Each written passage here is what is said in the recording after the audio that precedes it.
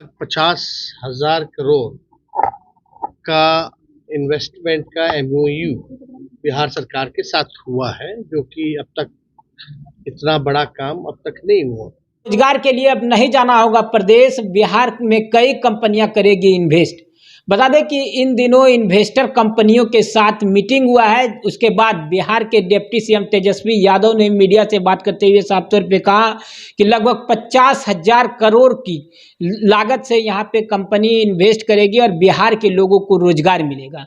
अब ऐसे में अधिक से अधिक लोगों को रोजगार मिले, इसको लेकर तेजस्वी यादव ने भारतीय जनता पार्टी पर भी निशाना साधा है और बीते दिन जो पार्लियामेंट पर जो चूक हुआ है उसको लेकर भी बड़ी बात कहा है। उन्होंने साफ तौर पे कहा कि ऐसे समय में राजनीति करने की जरूरत नहीं, लोकसभा में जहां पे तमाम देश के जनप्रतिनिधि रहते हैं और ऐसे में बड़ी चूक पर भी निशाना साधा है। क्या कुछ कहा है, आइए आपको इस खास खबर में सुनवाते हैं। देखिए, इसमें इंडस्ट्री डिपार्टमेंट जो है काफी दिनों से जो है मेहनत कर रहा है और आप सब लोगों को पता है कि कल जो है इन्वेस्टर जो मीट हुई है, एक ऐतिहासिक काम जो है बिहार में हुआ है।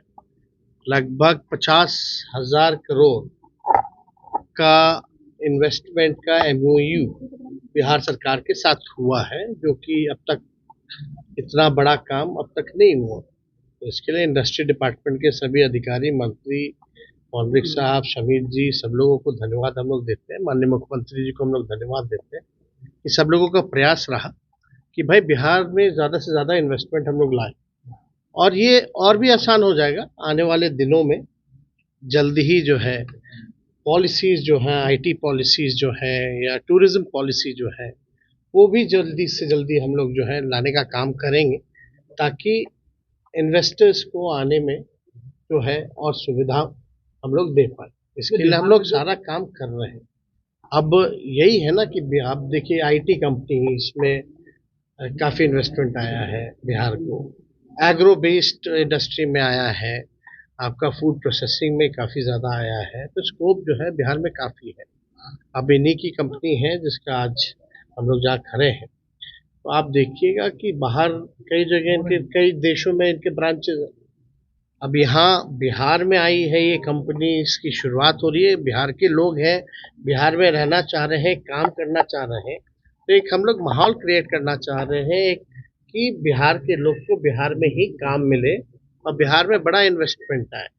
अब इन्हीं लोगों से आप जान सकते हैं कि जिस हिसाब से इंडस्ट्री डिपार्टमेंट जिस हिसाब से काम कर रही है, बिहार सरकार जिस हिसाब से काम कर रही है नीतीश जी के नेतृत्व में, तो आप इनसे पूछिएगा तो कई देशों में इनको 6 महीने लग गए कागजी काम को पूरा करने में, लेकिन यहाँ 3 महीने में जो है सब कुछ जो है हो गया है।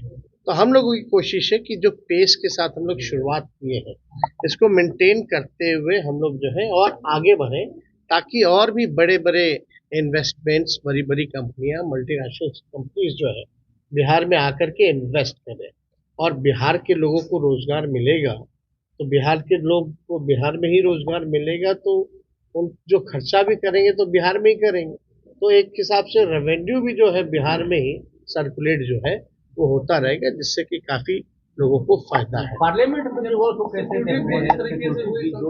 तो पार्टी के सांसद मनोज झा जी ने स्पष्ट अपना बयान इसको दिया है कि भाई रिस्पॉन्सिबिलिटी तो है, सबकी है ही रिस्पॉन्सिबिलिटी कि ये ब्रीच जो है कहाँ से आया है, कमेटी बनी है नहीं बनी, लेकिन आगे ये ना हो इसके लिए जो है और भी हम लोगों को ध्यान देने की जरूरत है, भारत सरकार को ध्यान देने की जरूरत है।